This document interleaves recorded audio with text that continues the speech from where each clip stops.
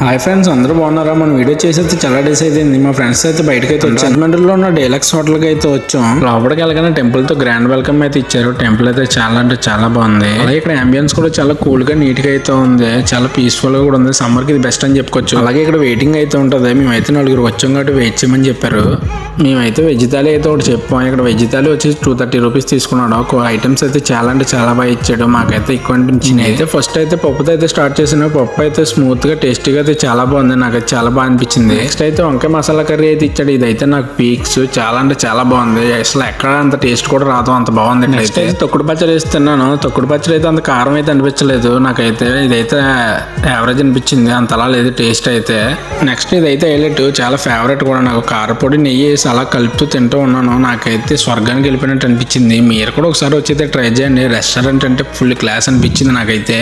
Meals కూడా మన పర్ఫెక్ట్గా అయితే ఉన్నాయి, బాగా అయితే ఇచ్చారు. నాకైతే